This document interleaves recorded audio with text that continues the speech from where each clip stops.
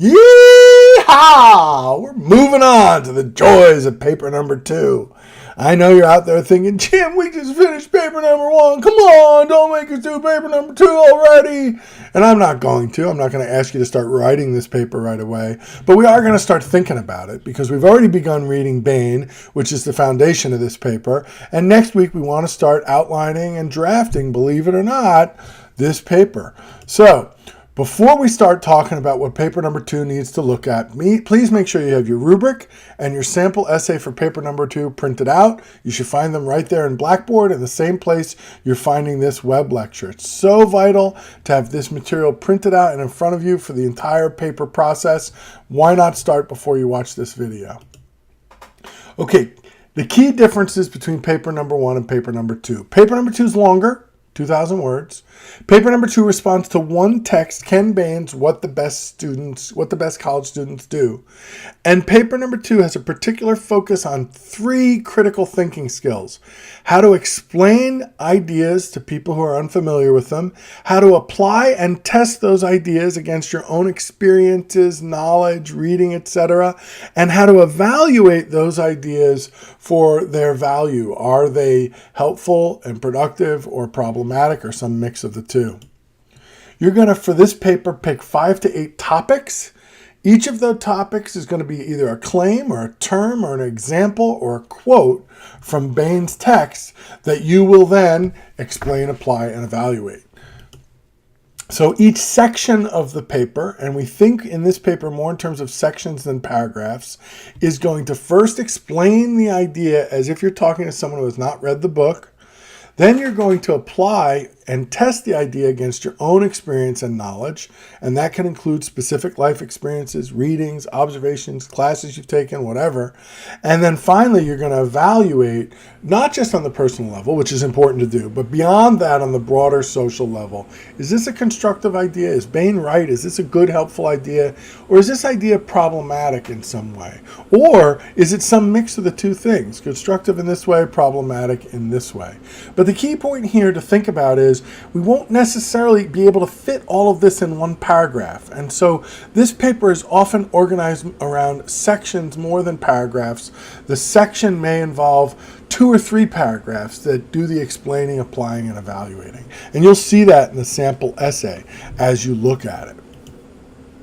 You can have any mix of claims, terms, examples, or quotes, but there are a couple of restrictions. And the first is you can't use more than one claim, term, example, or quote from any one chapter.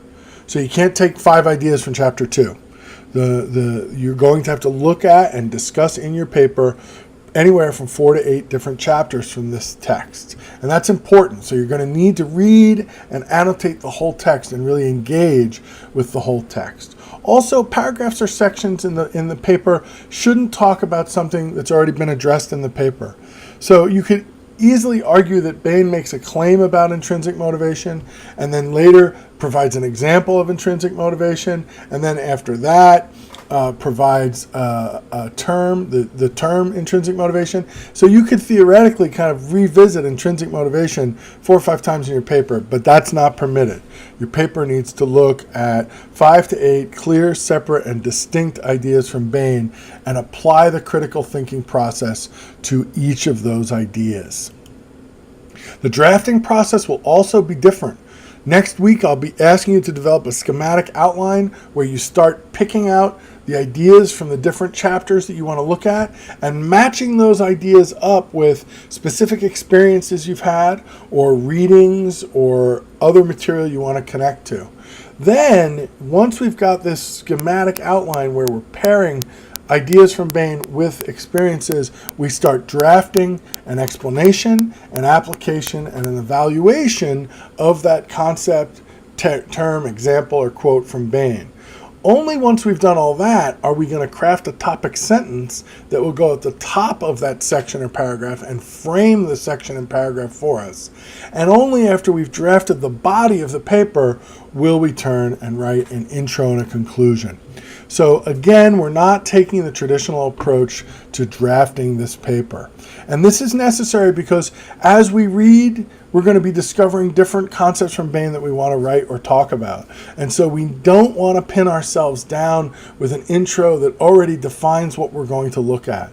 We're going to write about what we want to write about and then create an intro and a thesis that reflects those choices at the end of the process. Now it's your turn. I want you to take that rubric and sample essay I asked you to have out at the beginning of this video and carefully read both. Hopefully, after your experience with the first paper, you realize how important this kind of careful reading is. And I suggest you take it section by section. Read the rubric criteria for an intro, and then read the intro of the sample essay.